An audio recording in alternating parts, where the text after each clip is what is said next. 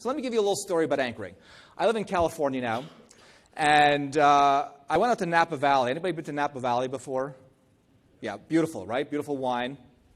And I'm not a big wine drinker. I've never spent more than $40. I'm usually the guy who goes to a restaurant, picks the cheapest bottle of wine. I don't spend more than $40 on a bottle of wine. That's just me. I know people do. But I went to this very beautiful restaurant in Napa Valley. Very expensive, sitting by the fire. It was this wine list they brought me. I've never seen a wine. It was a wine novel. There must have been 200 pages. It was leather bound. It took two hands to hold. It was like they just gave me the Dead Sea Scrolls. It was the biggest wine list I've ever seen.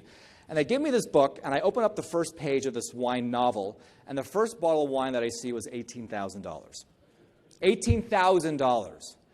I panicked. I almost fell out of my chair. So very quickly, I started turning the pages to find cheaper bottles of wine, and they were getting cheaper, $5,000, $10,000, $6,000, $4,000, $3,000.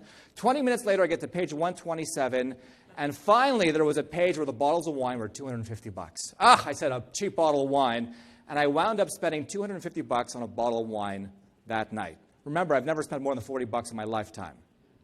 Why did I spend $250 on a bottle of wine that night? You want to be the first one out of the gate. You want to set the reference point first. But there are some pitfalls to this, right? You can anchor yourself too high, right? If Julie would have said $150,000, he might have walked out of the room. I never want to speak to you again, all right?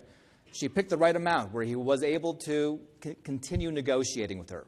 So you can anchor yourself too high where you're ridiculous, you push the other party away, bad for the relationship, or you might anchor yourself too low where you're already setting a precedent where you're leaving money on the table, okay? If you happen to get anchored on, you have a buyer, you have a VP of construction, you have an owner, you have a developer who anchors you into a price, what you want to do is you want to diffuse their anchor, just like you diffuse a bomb.